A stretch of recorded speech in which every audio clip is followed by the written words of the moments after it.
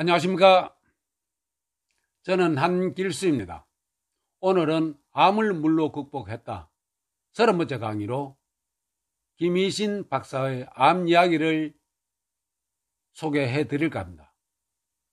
세계 제1의 암병원인 미국 MD 앤더슨 병원의 정신학 교수인 한국인 김희신 박사는 1991년 또 94년 미국인들이 가장 존경하고픈 의사, 더 베스트 닥터인 아메리카로 뽑히게 되었습니다. 정말 유명하신 분이죠. 김 박사의 가천길병원에서의 강연을 요약을 하면은 담배보다 나쁜 것이 동물성 기름이라고 했습니다. 피자나 핫도그 등 기름에 튀긴 음식, 지방이 많은 삼겹살 등은 가급적 피해야 합니다. 젊을 때는 괜찮습니다만 20대는 동물성 기름을 먹어도 분해 효소가 왕성하여 분비되어 문제가 없습니다. 그런데 40대가 넘으면 동물성 기름을 소화하는 효소가 적게 나오게 되어 기름이 몸 안에 쌓이게 됩니다. 서양인들은 동물성 기름을 먹으면 피부 아래 지방에 쌓이는 피하 지방이 되어 뚱뚱해 보이지만 동양인들은 지방으로 되니 더 위험하다라고 주장하고 있습니다. 그러면 뇌지방이 왜 위험한가? 나이가 들수록 혈관에 콜레스테롤이 쌓이고 혈관벽에 기름이 차게 되고요. 어느 순간 이 기름이 뚝 떨어져 몸 안에 떠돌다가 모세 혈관에 달라붙게 되는데 뇌에 붙으면 중풍이 오고 치매가 옵니다.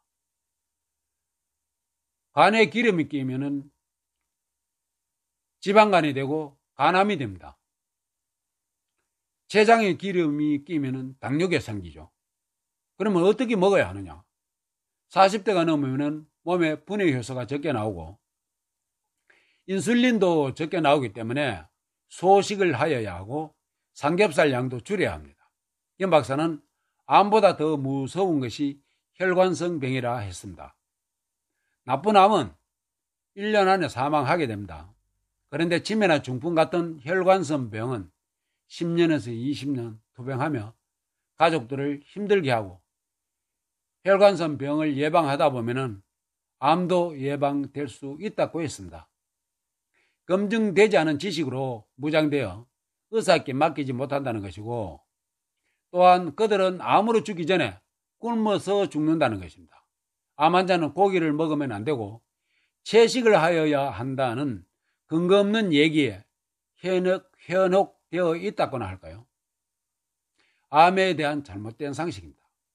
검증되지 않은 지식으로 무장되어 의사에게 맡기지 못한다는 것이고 또한 그들은 암으로 죽기 전에 굶어서 죽는다는 것입니다. 암 환자는 고기를 먹으면 안 되고 채식을 먹어야 한다는 근거 없는 얘기에 현혹되어 있다거나 할까요? 그러면 굶어 죽는다는 것이 무슨 뜻입니까? 암 진단을 받고 항암 치료를 시작하면 우리 몸의 단백질을 파괴하게 됩니다. 단백질이 가장 많은 것이 고기인데 고기를 먹지 않아서 단백질이 고갈되어 죽는다고 이해하면 될 것입니다. 그래서 앞에 강의 19에서 암 환자를 위한 소고기 수프 레시피로 영양 결핍을 해소하여야 한다고 제가 소개를 드렸습니다. 암 진단 후 방사선 치료는 우리 몸을 확 구워버립니다. 불고기를 굽는 것과 똑같습니다. 그러니 기운이 떨어지기 마련인데 채식만 하다 보면 체중이 빠지게 됩니다.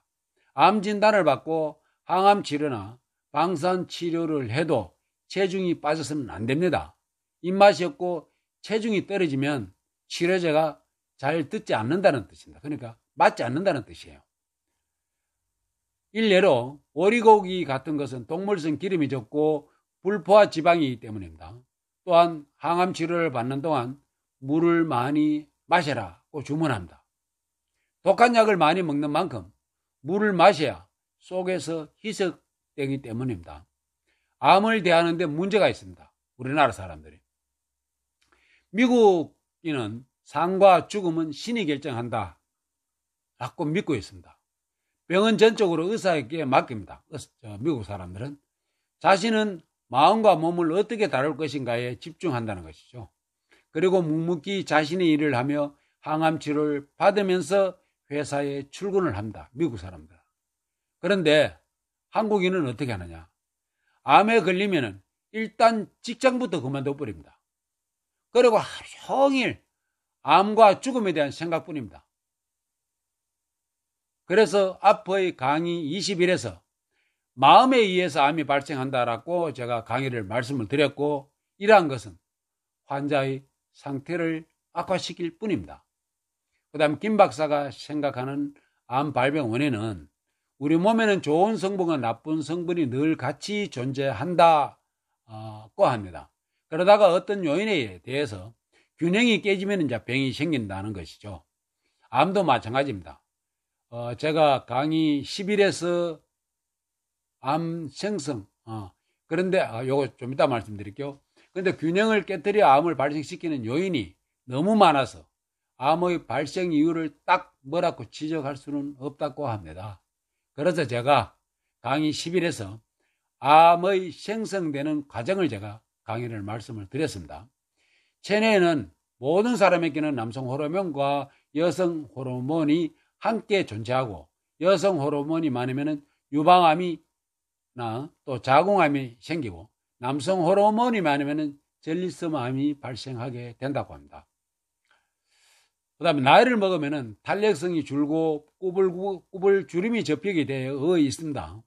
주름 접힌 그곳에 배설물이 고이게 되고, 거기에 염증이 생기고 암을 일으키는 주된 원인이 됩니다. 암 환자들은 어떠한 마음을 먹어야 하느냐?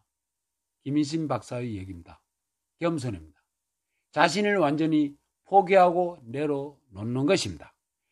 암에 걸린 게 억울해서 죽겠다 이렇게 생각하는 사람들은 치료하기 힘든다고 했습니다.